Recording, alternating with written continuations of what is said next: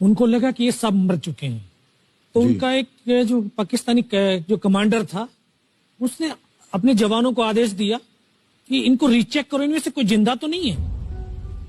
तो उनके पाकिस्तान के 2 सैनिक आए, आकर के हमारे जवानों के शरीर के अंदर गोलियां दागने लगे।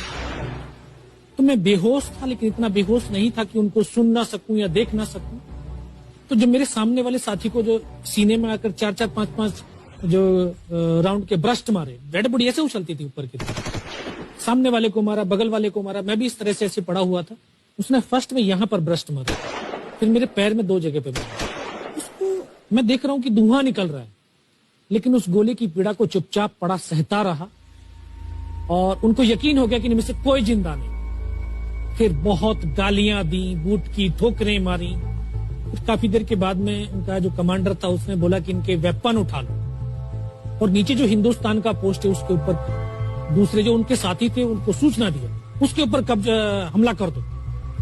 फिर ये आवाज भी सुनी तो मुझे लगा कि यार आज तो मेरी पूरी टीम खत्म हो जाएगी। दोबारा से उसके साथी आए, पाकिस्तान के सैनिक आए और हमारे जवानों के शरीर के अंदर गोलियां दागने लगे। उन्होंने फिर उसे रोटेशन से गोली मारी, पर जब 1 कदम आगे गया तो उसने राइफल मेरी सीने की तरफ तानी। तब मुझे लगा यार अब नहीं बचूंगा, लेकिन कहते हैं कि जाको राखे साइयां मार सके ना कोई। जब उसने गोली चलाई तो यहाँ पर पर्स में 5-5 रुपए के कुछ सिक्के भी थे। जब गोली जाकर के सिक्कों पे टकराई तो मुझे भी आभास हुआ कि तो मर गया हूं। पाकिस्तान का दूसरा सैनिक आया, उसने आकर के मेरा AK-47 उठाया और वापस मुड़ा तो उसका पैर मेरे पैर से टकराया होगा। तब मुझे लगा कि यार मैं तो जिंदा हूं। तब मेरे पास एक हैंड ग्रेनेड था, मैंने उसको पिन निकाली और उसके ऊपर ऐसे फेंका तो कोट के अंदर हुड लगे हुए, हुड के अंदर वो गिरा जी। उसने तुरंत पीछे की तरफ मुड़ के देखा, पीछे तो कोई मूवमेंट था नहीं। तो जब तक वो ग्रेनेड को निकाल पाता, ग्रेनेड फट गया। यहाँ से उसका पूरा सर उड़ा और वो हमारे ऊपर आकर के गिरा। जो पाकिस्तान के दूसरे सैनिक थे उनमें खलबली मची कि इनमें से कोई जिंदा है। कुछ बोले जिंदा नहीं, नीचे से रिइंफोर्समेंट आ गई। तो उनमें खलबली मची। मेरा पास वही एक मौका था, मैंने दोनों हाथों से उसकी राइफल को उठाने की कोशिश करी, ये हाथ हिला नहीं। एक हाथ से राइफल उठाई, वहां से ब्रस्ट फायरिंग की, 4-5 पाकिस्तानी सैनिकों को मौत की नींद सुला दी। फिर बाएं हाथ से पलटा खाया, दूसरे पत्थर से 3-4 जगह से फायरिंग किया। तो जो उनका मोमेंटम था, जो हौसले थे, परस्त हो चुके थे, वो भाग खड़े। 2-3 मीटर गया, जाके देखता हूँ सामने उनके लंगर चल रहे, उनका लिविंग टेंट बना हुआ, उनके जो हैवी वेपन का डिप्लॉयमेंट था वो सब कुछ वहां पे लगा हुआ। उस समय जहन के अंदर एक ही पागलपन था, अपने साथियों को बचाना। फिर मैं वापस धीरे धीरे रेंगता हुआ अपने साथियों तक आया। फिर मुझे लगा कि इनमें से हो सकता है मेरी तरह कोई साथी होगा, जिंदा होगा। उनको देखा, किसी का सर फटा हुआ था, किसी के फेफड़े निकले हुए थे। बहुत देर बैठकर रोया भी, फिर अपने आप को संभाला। चारों तरफ बर्फ ही बर्फ, पहाड़ी पहाड़।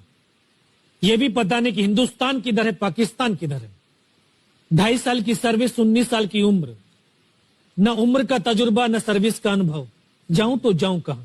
मैं बहुत 500 मीटर लगभग नीचे रोल करता हुआ आया और अपने साथियों जो नहीं चढ़ पा रहे थे दुश्मन की भारी फायरिंग की वजह से, वहां तक पहुंचा। फिर उन्होंने मुझे पकड़ा, वो फर्स्ट एड दिया। फिर वहां से जो हमारे commanding officer colonel Kushal Chand Thakur, फिर उनको सूचना दिया। तो ये लगभग 1:30-2 बजे का समय था। वहां से फिर कमांडिंग ऑफिसर तक मुझे ले जाया गया। फर्स्ट एड तो हुआ, लेकिन ब्लड इतना निकल चुका था कि दिखाई देना बिल्कुल बंद हो गया था। जब उनके पास पहुंचा तो उन्होंने बोला, बेटा मेरे को पहचानता मैं कौन हूं? बस अब आवाज सुनाई दे रही है। बोला, मैं तेरा commanding officer colonel Kushal Chand Thakur. मैं, जय हिंद साहब। बहुत तेज सर्दी लग रही है। तो उनका जो लिविंग टेंट था उसमें के अंदर लेटाया, 3-4 स्टॉप जलवाए, थोड़ी सी गर्मी महसूस हुई। मैं, साहब थोड़ा सा पानी पिला दो। बोला, ठीक है पानी पिलाते हैं। तभी डॉक्टर साहब आए गए, उन्होंने ग्लूकोज की बोतल पिलाई, थोड़ी सी एनर्जी महसूस हुई। उन्होंने बोला, बेटा कुछ बता सकता हूं? मैं कहा, सब बता सकते हैं।